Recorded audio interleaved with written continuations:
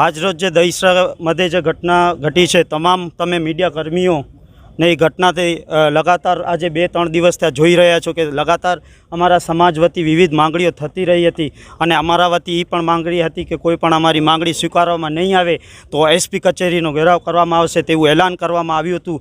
તે સંદર્ભે આજરોજ અમે અહીં એસપી ઓફિસે આવ્યા અને એક હર્ષ અને ખુશીની વાત છે કે અમારી તમામ માંગણીઓને પોલીસ દ્વારા સ્વીકારવામાં આવી છે।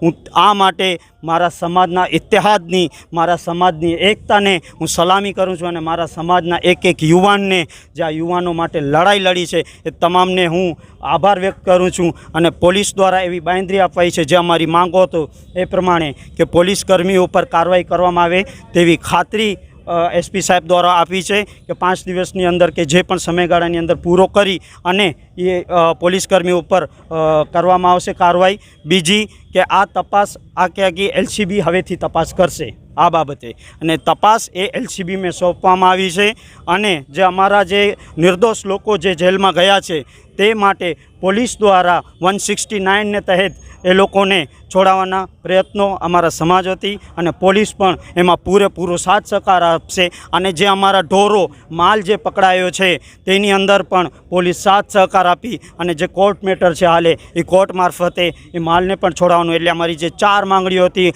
તેનો એક પોઝિટિવ જવાબ પોલીસ તંત્રથી મળ્યું છે। હું ખરેખર પોલીસ તંત્રનો પણ આભારી માનું છું કે તમે જે અમારી વેદનાને, અમારી સંવેદનાને સાંભળ્યું। અમને કોઈ આ નથી કે અમે અહીં એસપી કચેરી આવીએ, પોલીસ સાથે કોઈ પણ જાતનું ઘર્ષણ થાય। પોલીસ જે આ કામ કર્યું છે ખરેખર એ પ્રજાની નજરમાં કે પ્રજાની આંખોમાં એક સમાજ પ્રત્યે અમારી જે લાગણી હતી એ લાગણીને સાંભળી છે। તે બદલ હું પોલીસના અને પોલીસના જે એસપી સાહેબ છે તમામનું હું આભાર વ્યક્ત કરું છું કે આપે અમારી વેદના સાંભળી, આપે અમારી જે પણ કાર્યવાહી કરવાની જે પણ અમને બાંયધરી આપી છે તે બદલ આપ સાહેબને હું ખૂબ ખૂબ આભાર કહું છું। અને દરેક સમાજ જે અમારી સાથે રહ્યો તે બદલ તમામ સમાજો, હિન્દુ સમાજના વ્યક્તિઓ, હિન્દુ સમાજના આગેવાનો, મહેશ્વરી સમાજના આગેવાનો, મુસ્લિમ સમાજના અનેક સંસ્થાઓ, અનેક જમાતો, રબારી સમાજના જે પહેલા દિવસથી આ રહ્યો અમારી જોડે અને આ આખી મેટર જે છે એને ઉજાગર કરી, તે બદલ હું રબારી સમાજને પણ ખૂબ ખૂબ આભાર કહીશ। અને જે પટેલભાઈ છે જેની વાડીમાં ચોરીનો બનાવ બન્યો હતો અને આ લોકોએ જે ઉજાગર કર્યો, હું એમને પણ દિલથી સલામ કરું છું કે તમે જે લોકોએ કાર્ય કર્યું છે એ એક કચ્છમાં કહેવાય કે કોમી એકતાની એક મિસાલ કે આપણે કોમી સોગાદને બગાડવા નથી દીધું, પણ મેં પણ એ લોકોને ખાતરી આપી છે, આ જે ભાઈઓ આવ્યા છે, કે જો એવી કોઈ ઘટના બની અને સાચા કદી કોઈ આરોપી ગૌહત્યામાં પકડાયા તો એ ચાહે મુસ્લિમ સમાજના હશે તો પણ અમે સામે ઊભા હશું, એ તમામ આરોપીઓ વિરોધ પકડાશે। અમે અમારા હિન્દુ ભાઈઓ સાથે હશું। આવી જો એ લોકોની પવિત્ર આસ્થા સાથે કોઈ પણ ખલેલ થશે તો મુસ્લિમ સમાજ પણ એમની વહારે ઉપશે, તેવું અમને એમને પણ જણાવ્યું હતું। ભુજ તાલુકાના દહીસરા ગામે 2 માલધારી સમાજના મુસ્લિમ પરિવારના 2 નવયુવાનોને ખોટી રીતે ગૌહત્યાના કેસમાં એ બિચારા પોતાની જ વાછરડીને કાપી અને ત્યાં નાખી દઈ અને એને ધરપકડ કરી, કોર્ટને હવાલે કરી અને પછી જેલને હવાલે કરે, તે બાબતે અખિલ કચ્છ સમસ્ત મુસ્લિમ સમાજ અને સાથે સાથે રબારી સમાજ, દરબાર સમાજ, મહેશ્વરી સમાજ અને અન્ય ઘણા લોકો, હિન્દુ મુસ્લિમ ભાઈઓ, જ્યારે આજે એક એલાનને કે એસપી કચેરીને ઘેરાવ કરશું તે બાબતે હજારોની સંખ્યામાં જ્યારે માણસો જોડાયા, ત્યારે અમે લોકો ખરેખર તેમનો પહેલાં આભાર માનશું કે તે લોકોના આ જજ્બાને કારણે આજે સત્યની જીત થઈ છે। કારણ કે અમે જે મુદ્દા રાખ્યા હતા અને ખાસ કરીને મારી બાજુમાં ઊભેલા 72 વર્ષના માલધારી રબારી સોમાભાઈ, તેમણે એસપી સાહેબને હાથ જોડીને વિનંતી કરી કે સાહેબ આ એક અન્યાય થયો છે, મારી સામે અન્યાય થયો છે, એ અન્યાયનો કેવી રીતે તમે નિકાલ કરો છો એવી મારી વિનંતી છે। ત્યારે સાહેબે અને મુસ્લિમ સમાજના તમામ અલગ અલગ સમાજના એલએડે હિતરક્ષક સમિતિના પ્રમુખ, બીજા અલગ અલગ સંસ્થાઓ, કોંગ્રેસના અલગ અલગ આપના બધા જે આગેવાનો અહીં આવ્યા અને એમના માન સન્માનની સાથે જ્યારે પોલીસે નમતો નહીં પણ ન્યાયની વાતને ઝૂકી અને ન્યાય આપ્યો છે। કારણ કે શકીલભાઈએ તમને જણાવ્યું એવી રીતે કે અમારી જે માંગો હતી તમામે તમામ પૂર્ણ રીતે મંજૂર કરવામાં આવી છે અને એ મંજૂર એટલા માટે થઈ છે કે આ સત્ય વાત હતી। ખોટી રીતે કોઈને હેરાન પરેશાન કરવું એ ખરેખર કુદરત પણ સહન નથી કરતો અને અહીંનો કાનૂન પણ સહન નથી કરતો। માટે મહેરબાની કરીને આ મુદ્દાને કઈ રીતે તમે નિકાલ કરો છો તે માટે એ લોકોએ જે અમારી માંગ હતી કે એક માંગ તો એ હતી કે કર્મચારીને સજા થવી જોઈએ, તો એસપી સાહેબ ખુદ પોતે રજામાં છતાં ફોન ઉપર બાંયધરી આપી કે હું આવીને એનો યોગ્ય નિકાલ કરીશ, કારણ કે પછી લીવ રિઝર્વમાં રાખશે કે એને સસ્પેન્ડ કરશે એ પોતાની રીતે નિર્ણય લેવાના છે. બીજી વાત કે ત્યાંના માલધારીઓના કહેવા પ્રમાણે આ લોકો વાળાસર રાખેલી ગાયોને વહેલી તકે છૂટા કરી અને જરૂર જણાશે તો કસ્ટડી પણ આપણે ત્યાં કને રાખી અને કોર્ટની રૂએ છોડવામાં આવશે. વધુમાં બે જે ખોટી રીતે આરોપી બનાવી અને જેલમાં મોકલ્યા છે તેના માટે પણ પોલીસની બાંયધરી મળી છે અને તે કઈ કાનૂનની રૂએ એ લોકોને વહેલી તકે છોડવા માટેના તમામ પ્રયત્નો કરવામાં આવશે.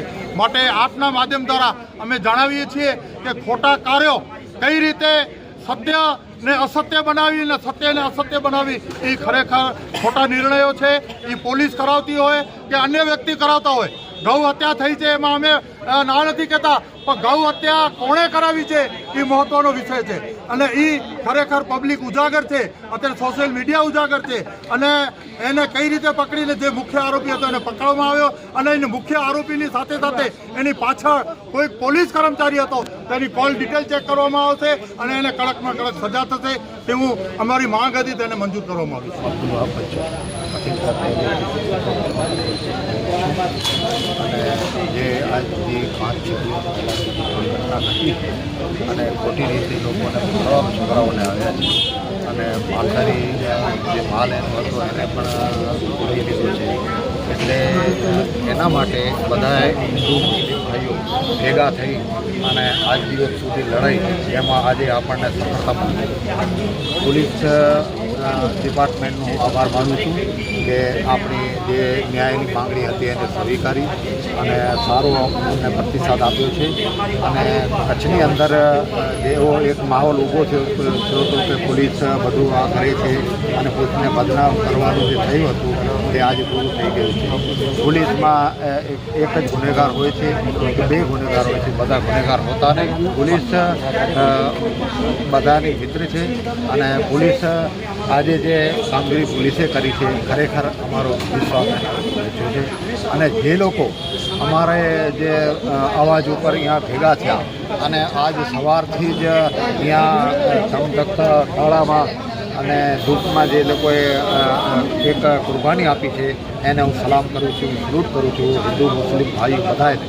અને જે આપણા આગેવાનોએ મહેનત કરી છે એને પણ હું મુબારકબાદી આપું છું કે આપણે અંતે જીત મળી છે.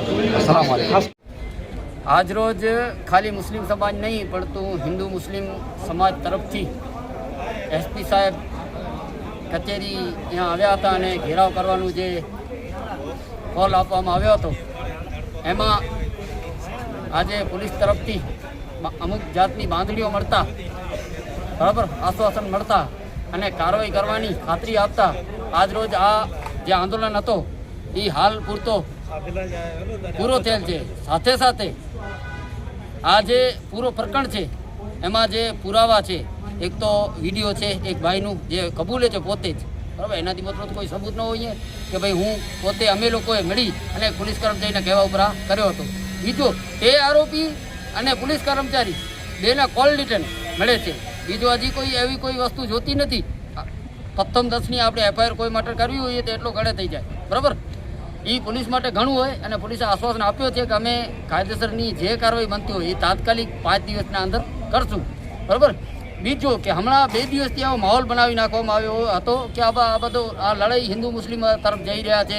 અમુક કહેવાતા કથાકથિત હિન્દુઓ દ્વારા પ્રેસ કોન્ફરન્સ કરવામાં આવી હતી. તો ભાઈ મને તારો તો હિન્દુ હોવા ઉપર પણ જે ડાઉટ છે, કેમ કે સાચો હિન્દુ ક્યારે ગૌ હત્યારાને સપોર્ટ ન કરે.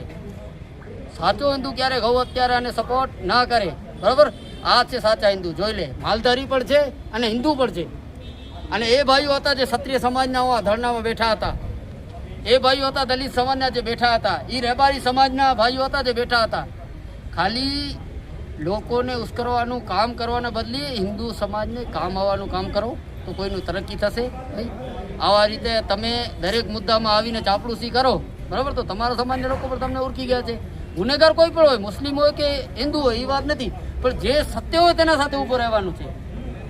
આ ભાઈઓ સત્ય સાથે ઊભા રહ્યા છે અને ખાલી આ ભાઈઓ પૂરતી વાત નથી, દહીસરા ગામનું દરેક વ્યક્તિ, દહીસરા આખું ગામે સાબિત કર્યો છે, હિન્દુસ્તાન સુધી મેસેજ પહોંચાડ્યો છે કે અમે મુસ્લિમ જોઈને ગૌ હત્યા નથી માનતા, જે ગૌ હત્યા કરી છે તે જ આરોપી છે.